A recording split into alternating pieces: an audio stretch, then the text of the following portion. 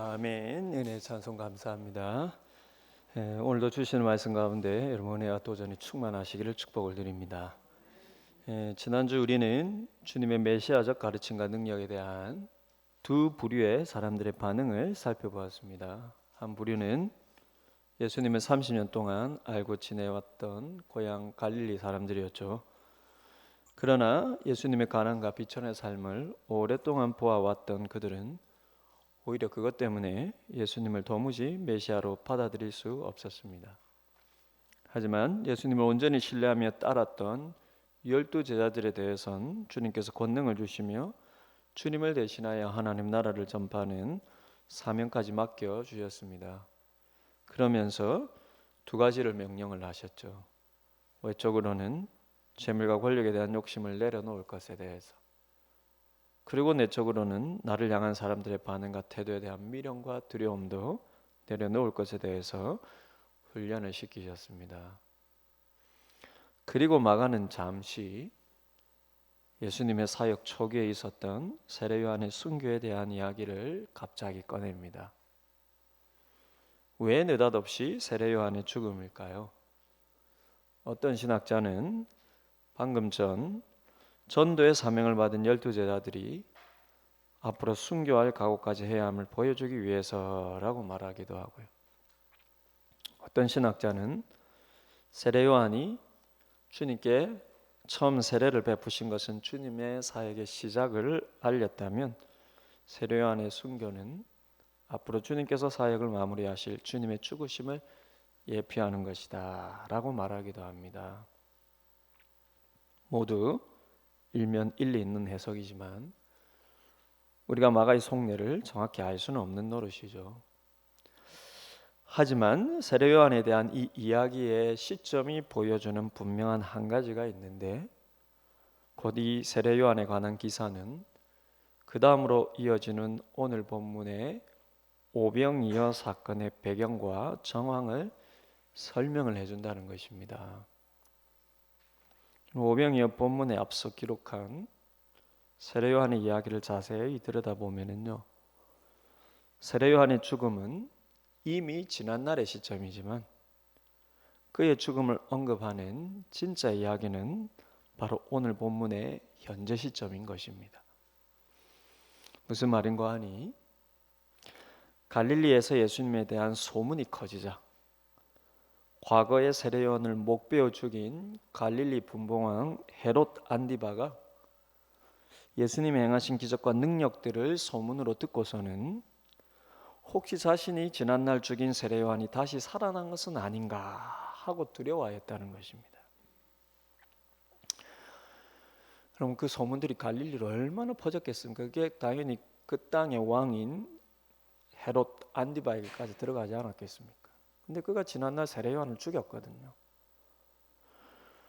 그 능력이 세례 요한이 다시 살아나서 행하는 능력이 아닌가 두려워하는 것이죠. 마가는 바로 이것을 얘기하는 김에 지난날 헤롯이 어떻게 세례 요한을 죽였는지까지 언급을 한 것입니다.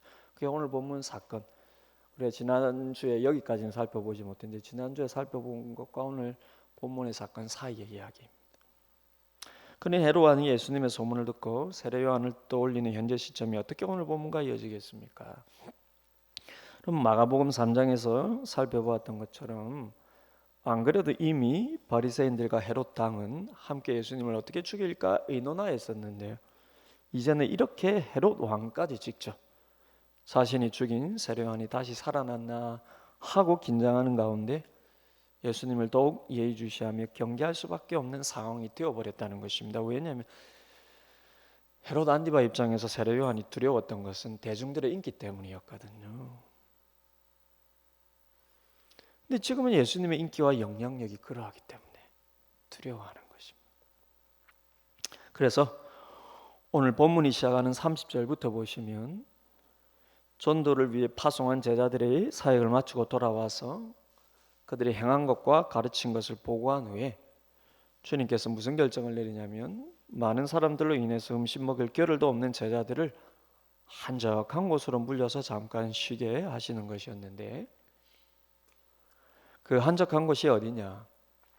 곧 배를 타고 갈릴리 호수를 건너가는 것이었습니다. 왜 갈릴리 호수를 건너갈까요? 그 이유 중 하나가 바로 건너가면 갈릴리 분봉왕 헤롯 안디바의 관할 구역을 넘어가기 때문입니다. 그럼 지도를 한번 제가 또 꺼내봤는데요. 이스라엘 지도, 갈릴리 지도 찾아보면 인터넷에서 많이 나오는 지도 중에 오늘 제가 여러분들과 더불어 참고하기 딱 좋은 그림을 하나 들고 왔습니다. 여러분 보시면 헤롯 안디바의 관할 구역은 여기를 보시면요, 여기 갈릴리 호수죠. 갈릴리 호수인데 여기에 녹색으로 된 땅이요, 요 베레아까지 이 땅의 구역이 통치자가 누구냐면 헤롯 안디바입니다. 근데 이 동쪽 경계가 어디냐면은요, 갈릴리 호수 동편 이 서쪽 편의 해변인데 그 한 해변이 주님 지금 사역하고 계시는 가버나움입니다. 그러니 여러분 그곳에서 배를 타고 여기서 배를 타고 여러분 쭉 동편으로 가는 게 어디냐면 여기 베세다예요. 베세다는 헤롯 안디바의 관할 구역이 아닌 것입니다.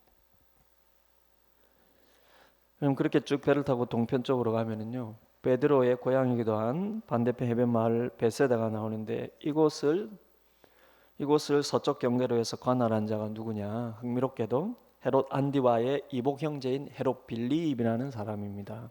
이 사람들이 다 예수님이 태어날 때 예수님을 죽이려 했던 우리 흔히 헤롯 대왕이라는 헤롯 원래 처음 왕의 아들들이에요. 이미 이제 헤롯은 죽고 그 아들들이 나누어서 이렇게 지금 통치를 하는 것입니다. 이복 형제입니다. 이게 왜 흥미롭냐면 헤롯 안디바는 갈릴리 분방 헤롯 안디바는 헤로디아라는 여인과 이 헤로디아도 사실은 가족 관계예요. 이 집안이 굉장히 복잡합니다. 굉장히 음란하고요. 이 헤로디아라는 여인과 바람이 나서 이 헤롯 안디바는 본부인을 버리고 재혼을 했는데 이 헤로디아 역시 헤롯과 결혼하기 위해서 본 남편을 버렸어요. 둘 다. 근데 이 헤로디아의 본 남편이 바로 갈릴리 반대편을 통치하던 헤롯 빌립이었다는 것입니다.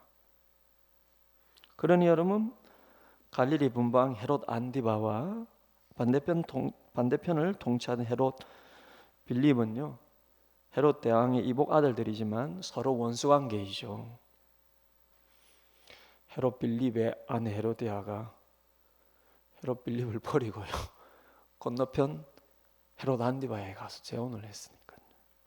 그리고 세례 요한의 죽음도 이때 헤롯 안디바의 이혼과 부도덕한 재혼을 지적한 것으로 인해서 순교를 당합니다. 이것 때문에 이 세례 요한이 목베어 죽임을 당해요. 어떻게 목베어 죽임 당했는지 오늘 보면 바로 앞에 이야기가 그 이야기죠. 근데 중요한 것은 헤롯 안디바가 예수님의 소문을 듣고 불안하고 두려워하며 예수님을 더욱 경계하기 시작할 때 예수님께서 사역을 마치고 돌아온 제자들에게 안식을 주시고 주님 자신도 잠시 헤롯 안디바의 위험 지역을 피해 계실 겸 헤롯 빌립의 관할 지인 베세다로 배를 타고 건너가신 것입니다. 따라서 오늘 본문의 이 유명한 오병이어 사건은 바로 이런 시점의 배경과 정황 가운데 일어난 이야기입니다. 이 오병이어 사건이 더욱 중요한 이유는 주님께서 베푸신 기적들 중에서 유일하게 사복음서, 요한복음까지 네 복음서 모두에 기록된 사건이기 때문인데요. 그만큼 이 기적 자체가 가지고 있는 의미가 크다는 것이겠죠. 흥미롭게도 마가는 이 현장에 직접 없었음에도 불구하고 이때 마가는 아직 예수님에 대해서 모르거나 믿음이 없었던 상태니까. 흥미롭게도 마가는 이 현장에 직접 없었음에도 불구하고 이 사건을 아주 상세히 기록하는데 마치 그 자리에 있었던 사람처럼 묘사를 합니다. 학자들은 아마 그를 전도하고 가르쳤던 베드로로부터 자세히 들은 결과로 보고 있는데요. 예를 들면 오늘 본문 39절을 보시면은 제자들이 사람들을 떼를 나누어 앉게 하는데 어디 위에 앉게 하였다고 말합니까? 39절에 푸른 잔디 위에 앉게 하였다. 그렇게 묘사를 하죠. 다른 복음서들을 보면은요, 그냥 잔디라고만 되어 있습니다. 근데 마가복음만큼은 푸른 잔디라고 이렇게 상세히 언급을 합니다. 뭐가 상세합니까? 잔디가 푸르다라는 건 계절을 가리키는 것이죠. 이런 팔레스타인 지역에서 푸른 잔디는 봄철에 난다고 합니다. 대략 4월이죠. 그럼 요한복음에서는 이 오병이어 사건이 일어난 때가 6월절이 가까운 때였다라고 말해요. 그러니 4월 정도로 정확히 일치합니다. 그러면 6월절은 유대력으로 정월이지만 지금 우리의 달력으로 하면 3, 4월에 해당해요. 정확히 일치를 합니다. 근데 좀 더 좁혀서 이야기를 하면은요, 이 4월, 6월절이 가까웠다는 이 사건이 일어난 시기에 대한 이 명확한 설명은 오병이어 사건을 좀 더 실체적으로 접근하는데 아주 유용한 정보를 또 제공해 주는데요. 그럼 6월절이라는 시기적인 배경은 어떻게 주님께 모여든 군중들이 이렇게 수많은 무리일 수 있는지를 보여주기도 한다는 것입니다. 그럼 유대인 신학자로 유명한 그 에드스 하임이라는 분인데 제가 한 번씩 이렇게 언급을 하는데요. 그러면 에드스 하임은 이렇게 설명을 하는데, 유월절이 가까웠기 때문에 많은 유대인들이 예루살렘으로 가고자 했다는 것입니다. 그럼 이스라엘의 3대 절기는 그럼 예루살렘에 직접 가서 예배하고자 하는 순례객들이 많았으니까요. 그런데 갈릴리에서 예루살렘으로 가려면 사마리아를 통과해야만 하는데요. 지도를 보시면은요. 지도 좀 보여주세요. 지도를 보시면 갈릴리에서 여러분 예루살렘을 가려면 중간에 사마리아를 통과하면 됩니다. 그런데 문제는 유대인들은 사마리아와 사이가 너무나 안 좋았어요. 사마리아를 이방 취급하며 부정한 땅으로 여겼기 때문에 어떤 면에서는 감정적으로 이방보다 더 싫어했기 때문에요. 갈릴리에서 예루살렘으로 가는 유대인들의 통상적인 방법은 사마리아를 피해가는 것입니다. 그래서 사마리아를 통과하지 않기 위해 불편하더라도 갈릴리 호수를 건너서 아래로 내려갔어요. 지도를 보시면요. 갈릴리 여기서 이렇게 안 가고요. 호수를 지나서 이렇게 내려와 가지고 다시 요단강을 건너서 여리고를 통해서 이렇게 예루살렘. 그래서 여러분 여리고 성을 통과하면서 예루살렘으로 가는 순례경 얘기가 성경에 많이 나오는 것입니다. 그래서 여러분 한 가지 덧붙이자면, 그래서 예수님께서 한 번은 예루살렘에서 갈릴리로 가실 때, 반대로 예루살렘에서 갈릴리로 가실 때, 돌아가실 때 사마리아를 통과하시면서 수가성 여인을 만나 주시지 않습니까?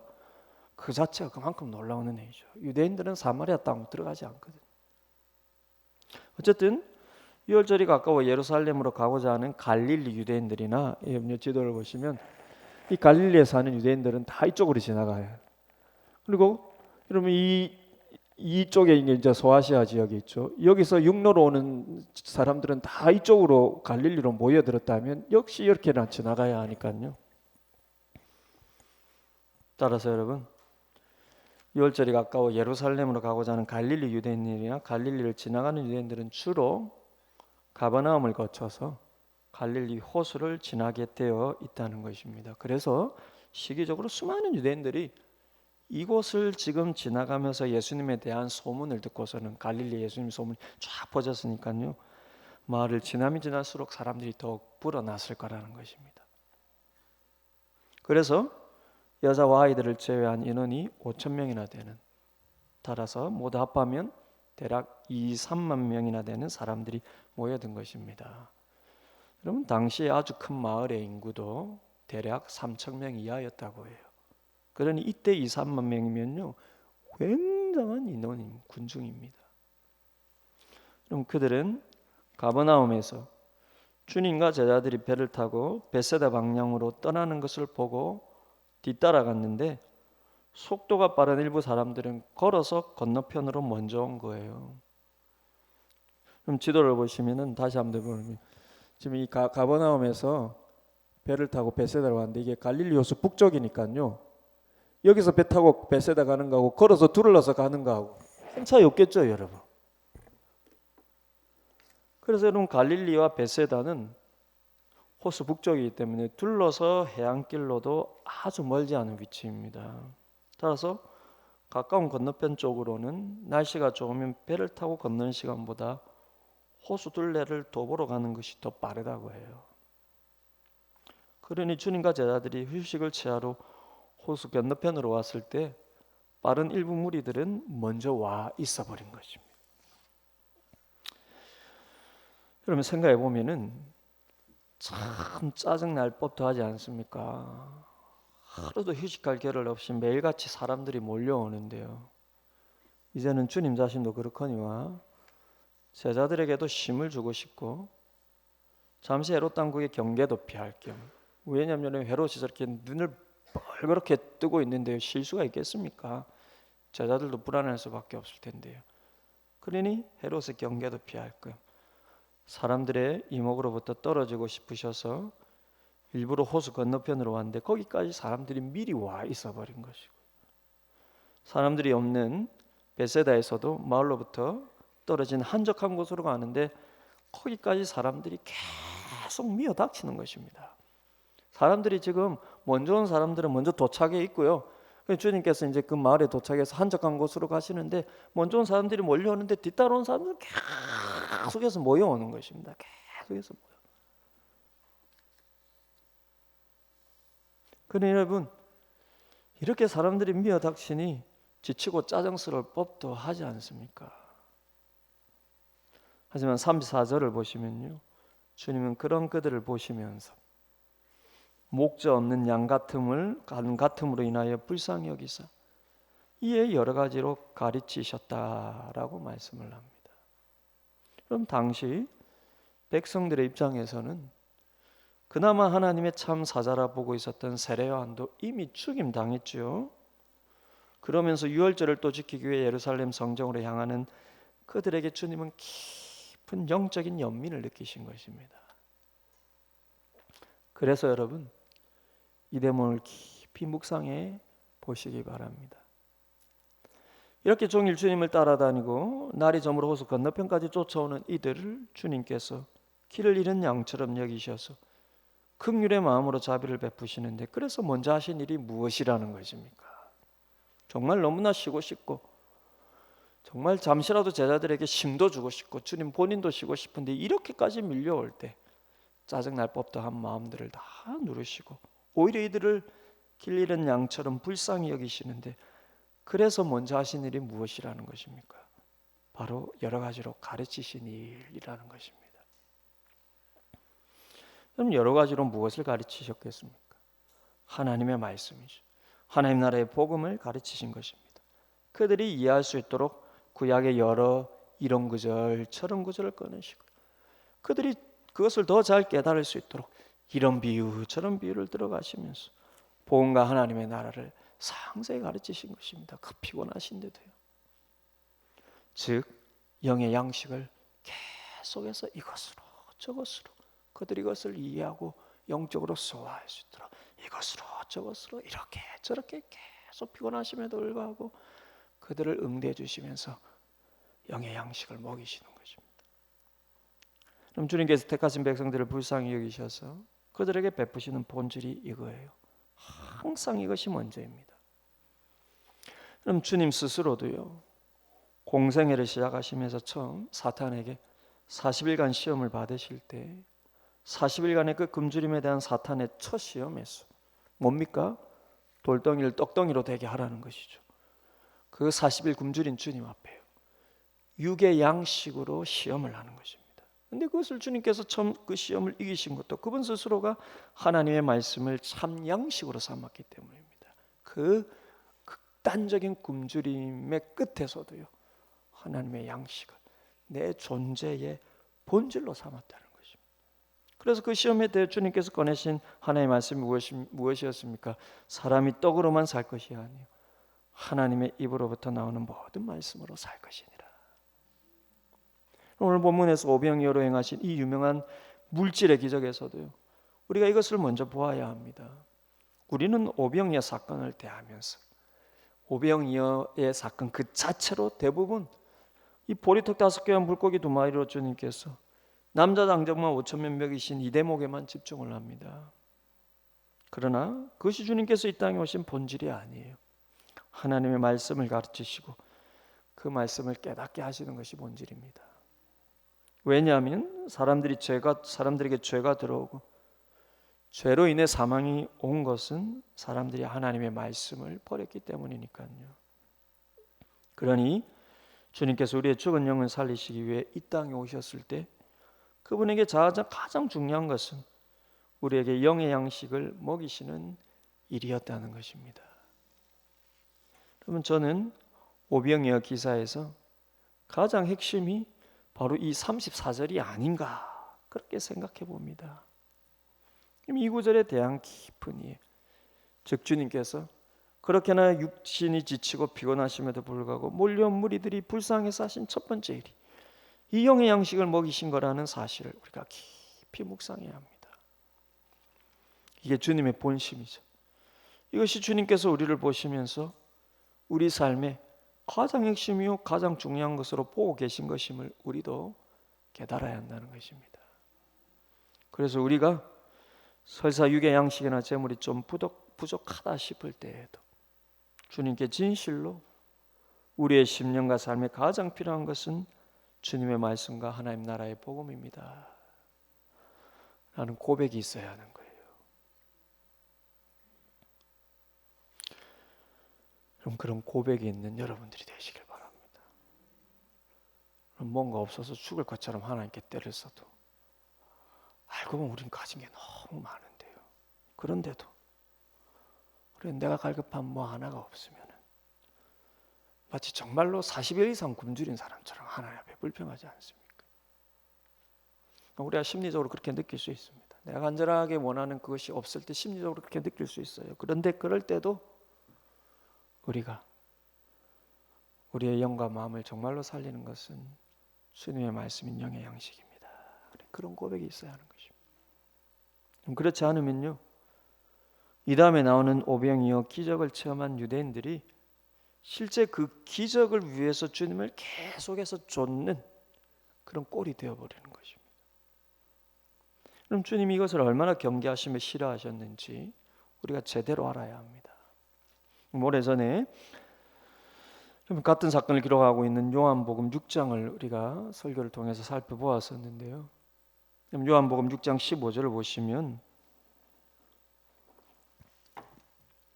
요한복음 6장 15절을 보시면 사도 요한은 다른 복음서 저자들이 기록하지 않은 곧 오늘 마가복음 본문에서도 나오지 않는 오병이어 기적의 뒷이야기를 이어갑니다. 너무 중요한 정보죠. 그런데 요한복음 6장 15절에서 이렇게 기록합니다. 그러므로 예수께서 그들이 와서 자기를 억지로 붙들어 임금으로 삼으려는 줄 아시고 다시 혼자 산으로 떠나가시니라.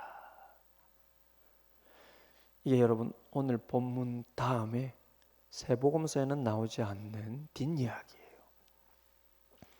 그럼 이들은 예수님이 베푸신 기적들과 특별히 지금 이 오병이어 기적을 보면서 예수님을 왕으로 삼고 싶어 했다는 것입니다. 즉 정말로 그들이 기다리는 메시아로 예수님을 생각했다는 거예요. 그래서 방금 이들이 예수님을 붙들어 임금 사무려 한다는 말씀 바로 앞구절인 요한복음 6장 14절에 이들은 이렇게 말합니다. 요한복음 6장 14절인데요. 그 사람들이 예수께서 행하신 이 표적을 보고 말하되 이는 참으로 세상에 오실 그 선지자라 하더라. 곧 이 오병이어 기적을요 그들이 기다리고 있는 메시아의 표적으로 보았다는 것입니다. 근데 중요한 것은 그때 예수님의 반응이 어땠느냐라는 것입니다. 이들의 생각을 다 아시고 주님을 임금으로 삼고 이들이 생각하는 메시아로 삼으려는 생각을 다 아시고 주님이 아이고 이제 알았느냐 이러지 않으시고 그냥 혼자 산으로 떠나셨다는 거예요. 즉 이들에게서 도망가 버리셨다는 것입니다.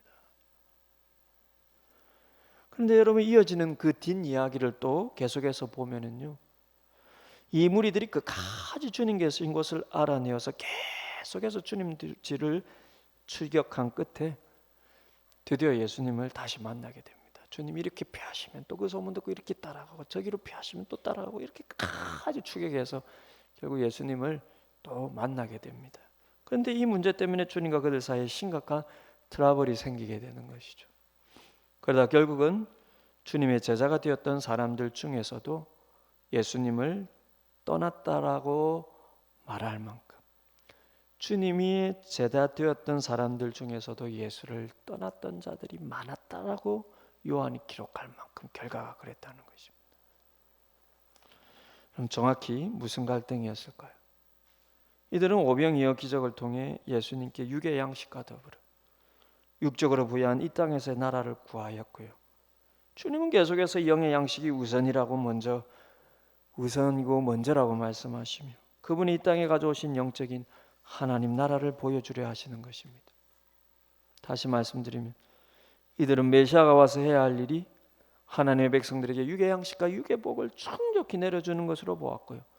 주님은 메시아로서 이 땅에 영의 양식, 곧 죽은 영을 살리는 말씀의 양식과 영의 복을 주기 위해서 이 땅에 오셨다고 계속해서 말씀하시는 것입니다. 이게 서로 안 맞아가지고요. 이게 서로 안 맞아가지고 예수님의 제자까지 되었던 사람들 중에 실망해서 예수님을 떠난 자도 많았다라는 것입니다. 그래서 요한복음 6장 26절을 보시면요. 요한복음 6장 26절을 보시면 주님은 끝까지 해서 열심히 찾아온 무리에게 이런 말씀을 하시죠. 너희가 나를 찾는 것은 표적을 본 까닭이 아니요 떡을 먹고 배부른 까닭이니라.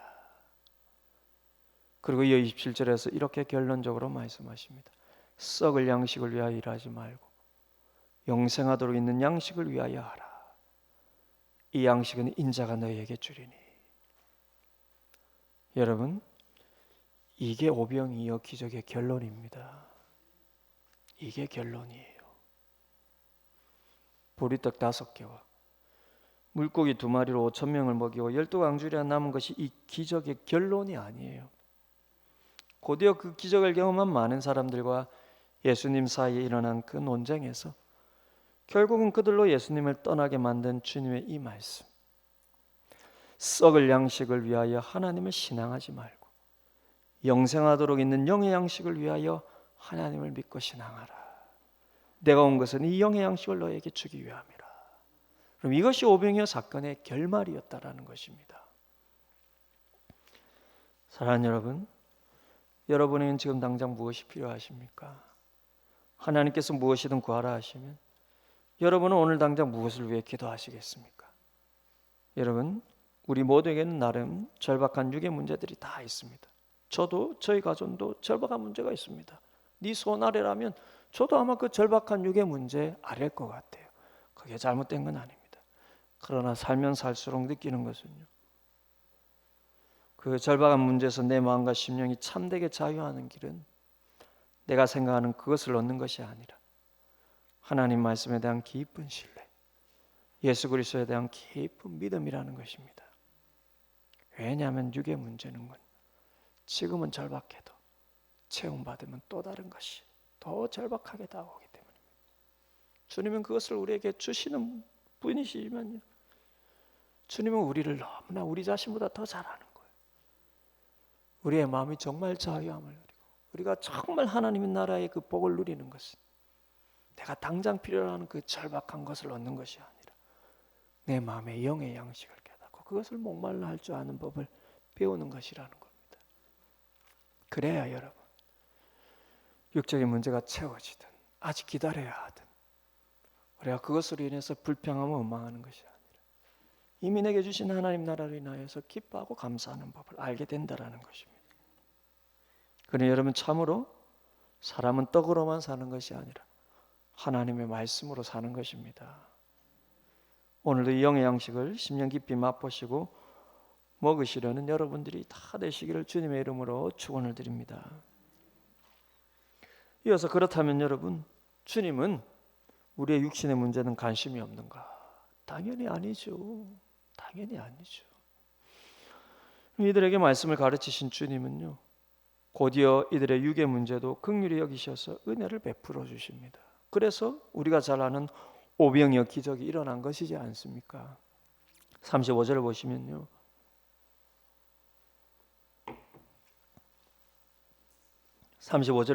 때가 저물어 갔고 이에 제자들이 저녁 식사에 대한 현실적인 문제로 인해 주님께 그들을 마을로 돌려보내어 뭔가 사 먹게 하기를 제안합니다.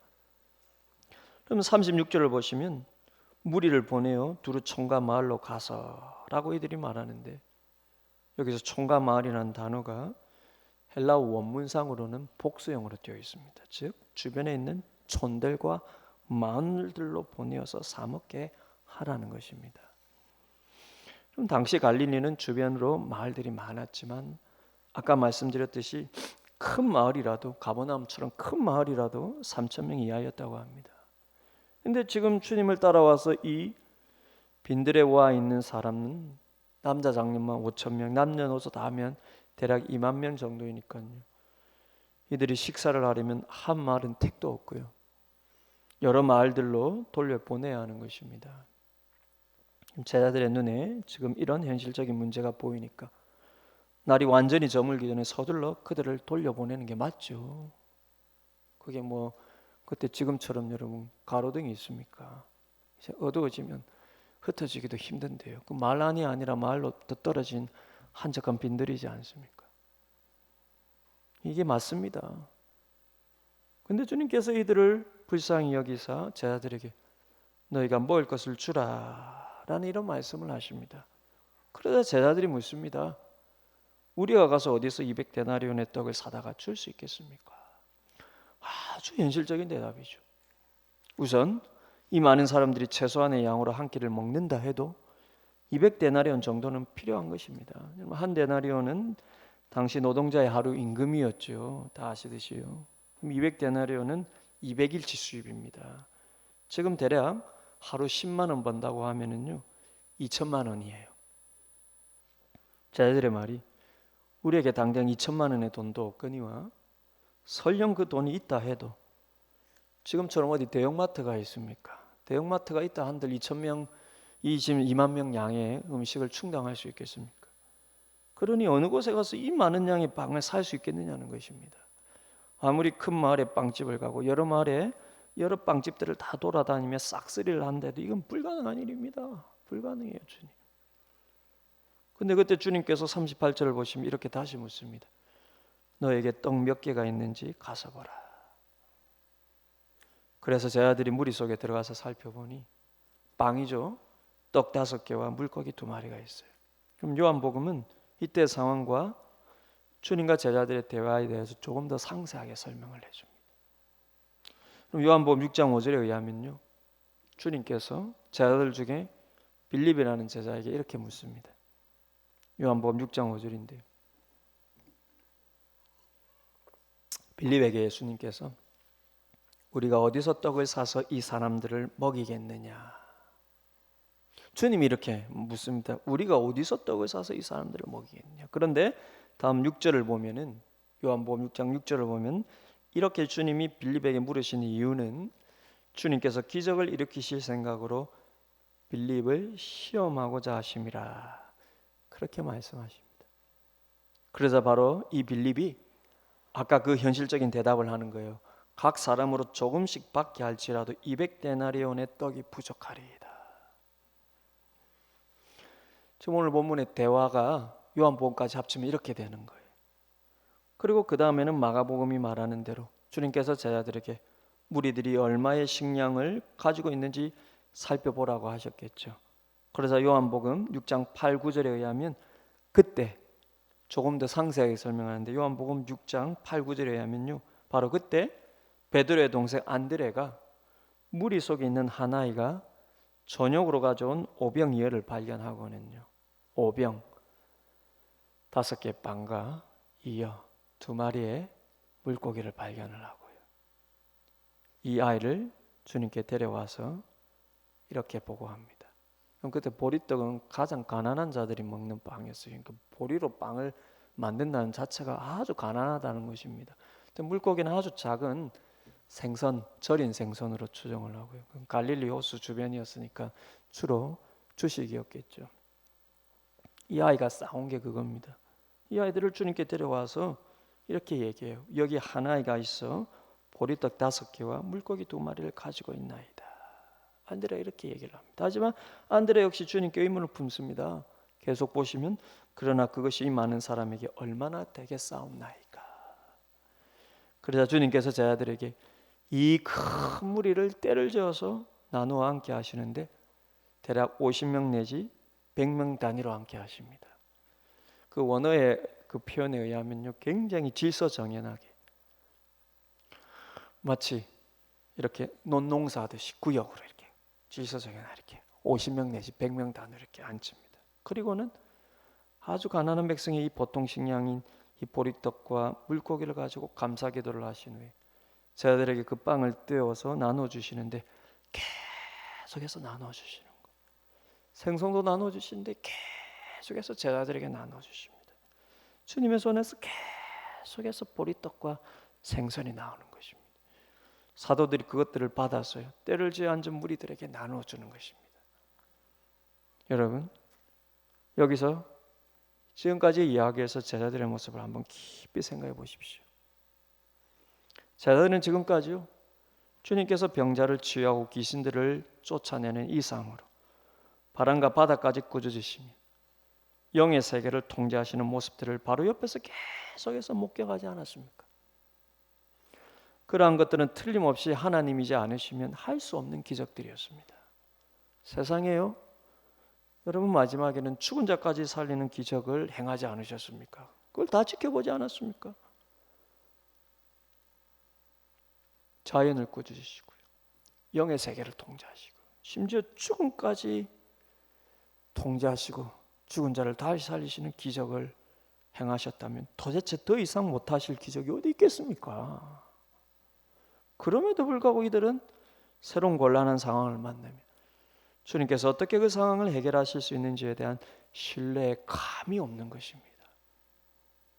그래서 그들이 생각할 수 있는 범위 안에서 주님께 계속해서 그들의 생각을 지금 전하고 있지 않습니까? 주님, 이제 저녁 시사 때가 다가왔는데 이들을 보내야 하는 것이지 않습니까? 주님, 이 많은 이들이 먹으려면 2천만 원의 돈은 넘어 2천만 원 넘는 돈이 필요하고요. 주님, 그 돈 있다 하더라도 당장 그 많은 양의 빵을 사올 데가 없어요. 주님, 여기 보리떡 5개와 생선 2마리가 있는데 이걸로 이 사람들을 어떻게 다 먹일 수 있습니까? 여러분, 이게 제자들의 반응이었다는 것입니다. 제가 여러분들에게 묻고 싶은 것은, 그렇다면 이게 믿음 없는 모습일까요? 아니면 상식적인 반응일까요? 믿음 없는 모습이죠. 그렇게나 말할 수 없을 정도로 큰 능력들을 행하신 주님을 지금까지 계속 목격하였는데, 그런 주님께 이 상황이 뭐라고, 여러분? 죽은 자까지 살린 주님 앞에서 이 상황이 지금 뭐라고? 주님께서 해결하실 것에 대해서 믿고 기다리면 되는 것이죠. 하지만 저는 이것을 꼭 믿음 없는 모습이라고만 보아야 할까, 그런 생각이 듭니다. 물론 하나님은 그렇게 보실 수 있어요. 그러나 우리라고 이 상황이 되면 별 다를까요, 여러분? 우리라고 죽은 자를 살리신 예수님을 보았다 한들 이런 상황이 되면 별로 다를까요, 여러분? 생각해 보면 우리의 삶에서도 마찬가지이지 않습니까? 내가 경험한 어떤 일이나 상황에 대해서는 주님 믿습니다 해도요, 내가 경험하지 못한 어떤 일에 있어서는 그 일에 대한 내 경험을 벗어나서 생각하기 우리 모두도 어렵습니다.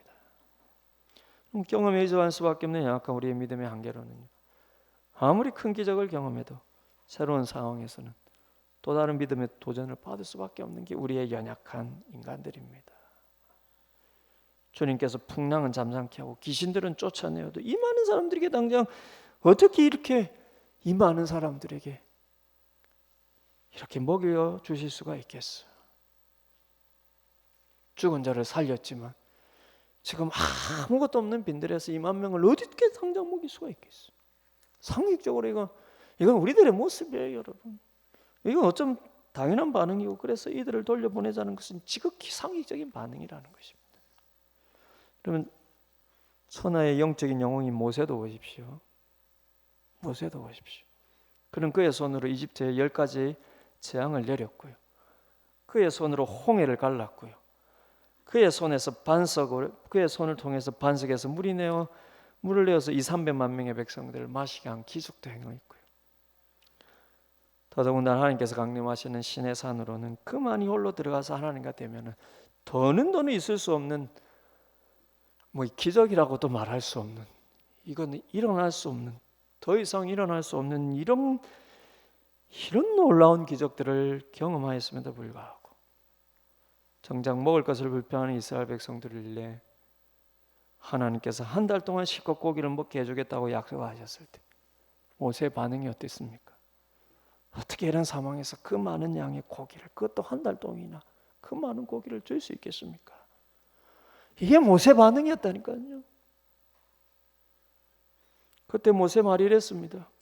그들을 위하여 양떼와 소떼를 잡은들 족하오며 바다의 모든 고기를 뭔들 족하오리까. 그러니 여러분, 우린들 오죽하겠습니까? 아무리 놀라운 체험을 해도요, 새로운 상황에서는 또다시 염려하고 걱정할 수밖에 없는 게, 그게 우리라는 것입니다. 그러나 앞서 언급했듯이 주님께서 빌립에게 물으실 때 이는 그를 시험하기 위함이라는 것을 우리가 깊이 새겨야 합니다. 주님은 저야들을 시험하셨습니다. 그 기적을 행하실 것을 미리 다 정하시고 저희들의 마음을 떠본 것입니다. 왜 떠보셨을까요? 그들을 꾸짖기 위해서요? 그게 아니라 여기서는 그들의 믿음의 한계에 새로운 지평을 열어주시기 위해서요. 그들이 경험하지 못한 문제에 있어서도 주님을 해결하실 수 있는 분이심을 믿게 하기 위해서, 그 믿음의 자리까지 가게 하기 위해서 그들의 마음을 떠보는 것입니다. 따라서 우리가 저자들에게 더 깊이 보아야 할 것입니다. 저자들은 비록 그들이 이 문제를 주님께서 어떻게 해결하실 수 있는지에 대한 그림이 없어서 다소 의심스러운 대답들을 했지만, 이내 주님께서 역사하시기 위해 이들에게 준비를 시키실 때 그들은 비로소 그때 순종으로 반응을 했다는 것입니다. 그럼 저는 이것이 이들의 믿음의 순종이라고 봐요. 처음에는 자신들의 경험에 의존해서 이 무리를 돌려보낸 거에 무슨 해결이 있겠습니까? 라고 했지만 주님께서 그들을 때를 지어 앉히라고 하셨을 때, 주님 지금 무슨 말씀하십니까? 이 지금 딸 돌려보내지 않으면 날이 어두워질 텐데 지금 무슨 말씀하세요? 더 짓지 않으면 혼란스러운 상황만 될 뿐입니다. 빨리 돌려보내는 게 상식이고 그게 맞죠? 이렇게 반응하지 않았다는 것입니다. 처음에 자들의 마음을 떠볼 때 어디서 이 많은 사람들이 먹을 음식을 구할 수 있겠습니까? 이런데 주님께서 때를 지어 앉히라고 할 때 주님 지금 이런 상황이 아니에요, 이렇게 반응하지 않고 상식적으로 이해가 안 되지만 말없이 순종을 했다는 것입니다. 아무 말 없이 그대로 순종을 해요. 그럼 12명의 제자들 모두 이 큰 무리의 사람들을 나눠 때를 지어 앉게 합니다. 그리고 주님께서 주시는 대로 그대로 받아서 이 사람들에게 먹을 것을 나눠줍니다. 그리고 남은 것을 거두는데 12바구니가 남습니다. 즉 자신들이 가지고 다니는 주머니에 각각 한 주머니 가득 남겨서 주님께 돌아온 것입니다. 생각해 보면 이 앞전에 파송할 때, 전도 파송할 때 전대에 아무것도 가지지 말랬는데, 물론 그 전대의 바구니는 다른 것일 수 있지만 그때는 아무것도, 아무 욕심도 내지 말라고 했는데 지금 그들의 바구니에 주님이 직접 이들을 다 먹이고도 가득 남겨서 돌아오게 하신 것입니다. 그러니 그들은 이렇게 또 한 번 주님께서 그들의 믿음의 지평을 넓히신 것을 경험하였다는 것입니다. 사랑하는 여러분, 우리의 믿음이 처음부터 완전한 순종을 할 수 있는 크기가 아닙니다. 때로는 의심하고요, 때로는 그게 되겠어 하고요, 때로는 하나님도 나의 이 상황을 어떻게 하지 못하실 거야 싶기도 합니다. 그러나 우리의 믿음이 이처럼 작거나 때론 부족할지라도요, 어떤 상황에서도 주님께서 나에게 말씀하시고 원하시는 것 같으면 오늘 본문의 제자들처럼 그냥 순종하는 것입니다. 그게 여러분, 죄로 인해서, 죄성으로 인해서 연약한 우리를 주님께서 구원하실 때 주님께서 우리에게 기대하시는 것입니다. 처음부터 완전한 순종을 할 수 있는 그릇이 안 됨을 주님 다 아십니다. 그러나 우리가 주님과 동행한다는 것이 무엇입니까? 그분을 믿는 삶을 경험해 나갈 때, 우리가 지금까지 알고 우리의 한계로 지금까지 우리가 제한할 수밖에 없는 우리의 경험상 그 일까지 우리가 조금씩 더 하나님 말씀을 순종하면서 그냥 맡겨가는 거예요. 주님께서 우리에게 원하시는 순종의 모습들이 이런 것이지 않겠습니까? 그래서 제가 최종적으로 말씀드리고 싶은 것은요, 그렇기 때문에 바로 영의 양식, 주님의 말씀, 하나님 나라의 말씀이 그렇게나 중요하다는 것입니다. 주님이 여러분 이들에게 계속해서 기적을 경험하게 하십니까? 그래서 나를 따르라 하십니까? 그래서 내가 너희들이 원하는 메시아니까 너희들이 원하는 대로 나를 임금 삼으라 하십니까? 아닙니다. 항상 말씀이 먼저예요. 그래야 주님께서 원하시는 대로의 순종이죠. 기적 보고 달려오는 자들이 여러분, 주님의 말씀이 없으면 주님께 이거 내놔라 저거 내놔라, 그게 주님을 제대로 믿는 게 아니에요. 항상 주님은 말씀이 먼저입니다. 영이 살아야, 그 마음이 하나님의 말씀을 따르고자 해야, 그래야 여러분 주님의 기적을 온전히 바랄 수 있고요, 그 기적을 내가 생각하는 범위를 넘어서서 하나님께서 하나님의 때에 하나님의 방법으로 베푸실 것에 대해서도 믿고 순종할 수 있는 것입니다. 그럼 내가 원하는 대로 되는 게 기적입니까? 성경이 말하는 기적은 그게 아닙니다. 주님이 원하시는 대로 주님께서 내 삶에 일으키시는 것, 그게 기적이죠. 여러분, 그러니 우리가 주님께서 그들을 목자 없는 양같이 불쌍히 여기시면 먼저 여러 가지로 하나님 나라를 가르치신 것, 이것에 우리가 주목해야 된다는 것입니다. 그래서 영의 양식, 주님의 말씀, 하나님 나라의 말씀, 하나님의 나라의 그 영적인 복됨을 우리가 맛보고 그것이 무엇인지 그 영적인 여러분 맛을 느끼는 것, 그것이 그렇게 중요한 것입니다. 그것이 여러분 오늘날 우리에게 주님께서 원하시는 우리의 순종을 요구하시는 가르침이시지 않겠습니까? 우리의 생각에 이런 상황에서 이렇게 말씀하신 대로 하는 게, 이런 상황에서 이렇게 말씀하시는 대로 하는 게 무슨 소용이 있겠어요? 이런 상황 가운데 말씀 따라하는 게 무슨 소용이 있겠어요? 우리의 형편이 이런데 너무 말씀 따라한다고 이렇게 하면 뭘 이루겠어? 뭘 이루려고 여러분 말씀 따릅니까? 여러분이 원하는 기적, 그거 여러분 위해서 말씀 따릅니까? 주님이 그렇게 말씀하지 않았어요. 내가 원하는 대로 그 기적 일어나려면 말씀 따라야 되네. 그게 아니죠. 이런 상황에서 이렇게 말씀 따라하는 데는 무슨 소용이 있겠어? 소용없어요. 말씀 따라한다고 여러분 삶에 여러분 원하는 대로 덕되는 거 아닙니다. 우리 형편에 이런다고 뭐가 달라지겠어? 우리 형편에 이런다고 말씀 따라한다고 뭔가 달라지겠어? 안 달라집니다. 똑같아요. 그럼 우리가 안 따라야 할까요? 아니죠. 따라야 내가 생각하는 기적은 일어나지 않더라도 주님이 나를 통해서 행하실 진짜 기적은 일어나는 것입니다. 그게 무엇인지 우리는 몰라요. 끝까지 살아봐야겠죠. 말씀 따라 끝까지 살아봐야겠죠. 그러면 나중에는 알겠죠. 정말로 주님께서 나와 내 가정에 기적을 베풀어 주셨네. 정말로 우리는 주님과 더불어 하나님 나라를 살았네.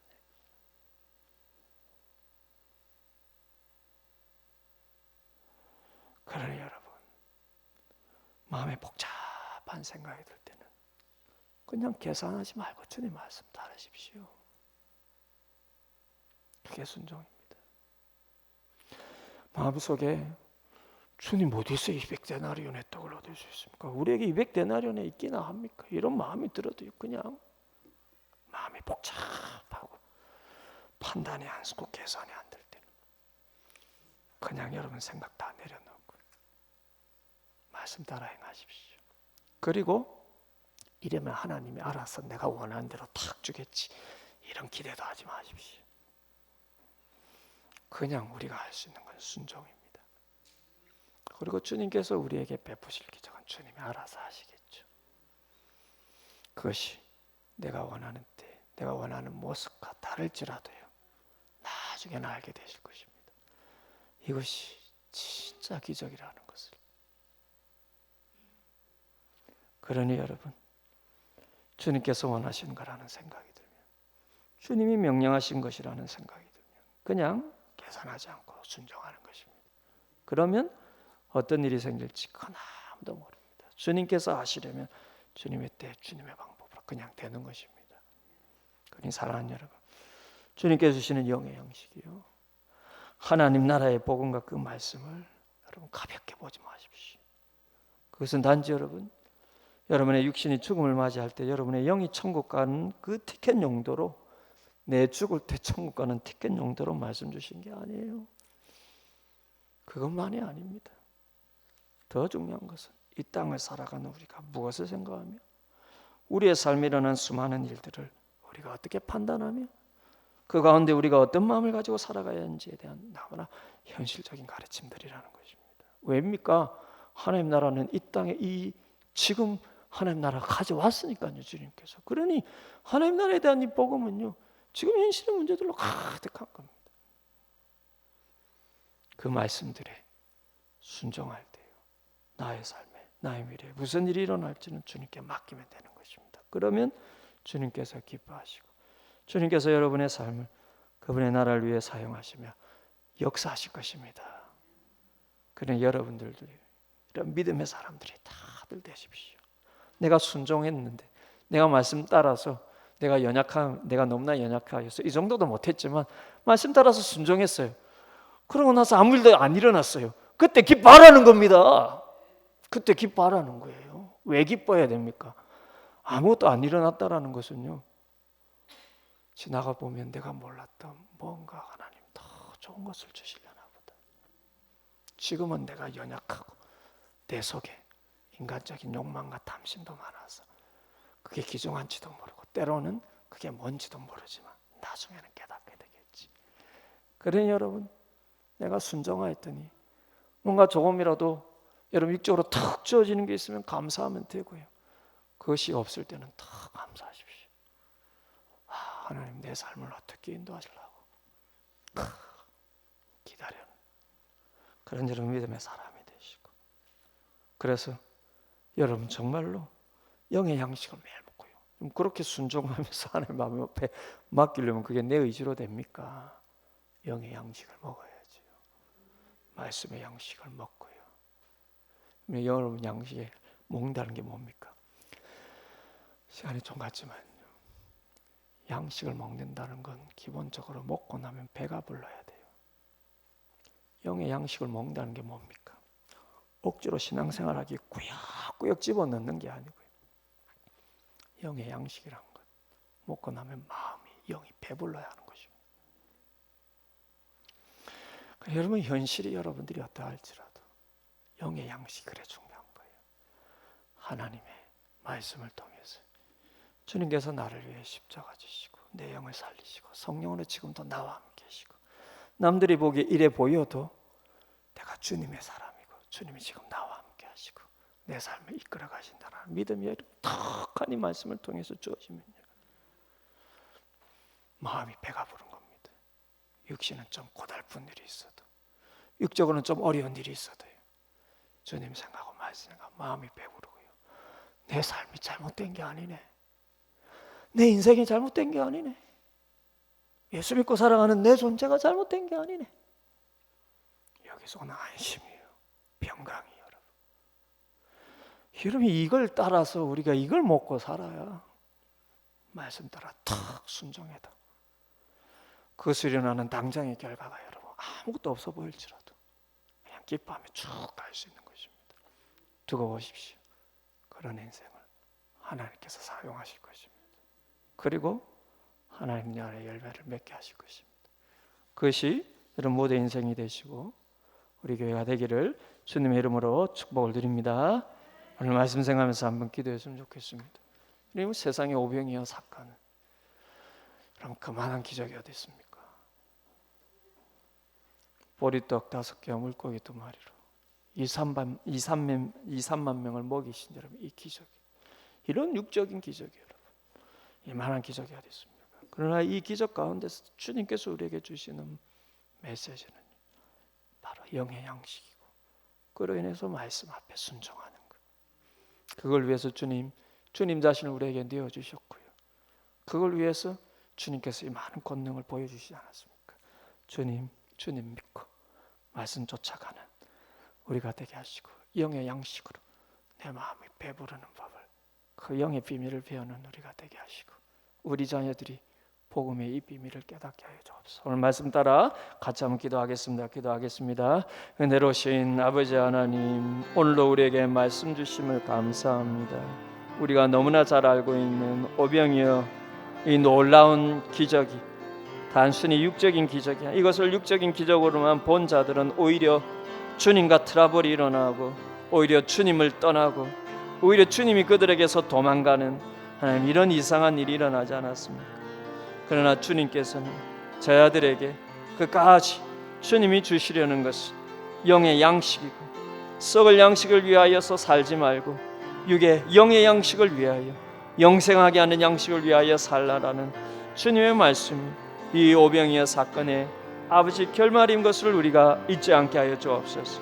주님, 당시의 제자들은 여전히 육적인 생각으로 주님을 따라다니고 주님께서 죽은 자까지 살리시는 기적을 보았음에도 불구하고 새로운 형편 앞에서 상황 앞에서는 그들이 상식적으로 주님 앞에 아버지 믿음 없는 반응을 보였지만 그럼에도 그들은 주님께서 명령하시는 것이 그대로 순종하며 그들의 상식과 그들의 이성과 그들의 생각을 뛰어넘어서 아버지 하나님께서 주님께서 하라 하시는 대로 그렇게 순종하였을 때 그 놀라운 기적에 주님 사용되지 않았습니까? 우리도 주님의 영의 양식을 먹고 중에 주님 주신 하나님 나라의 말씀으로 우리의 영과 마음이 배부르게 하여 주시고 그 가운데 우리가 어떤 형편 속에서도 주의 말씀을 따라가고 주님 앞에 순종하는 저희들이 되게 하시고 그럴 때 우리의 인생을 사용하시는 주님을 우리가 발견하고 찬송하는 그리고 그로 인해서 하나님 나라의 열매로 가득한 우리의 인생이 되게 하여 주시고 많은 영혼들과 많은 낭망한 사람들의 마음을 살리는 아버지 복된 하나님 나라의 백성들이 다 되게 하여 주옵소서. 오늘 우리에게 주신 말씀을 인해서 감사 찬송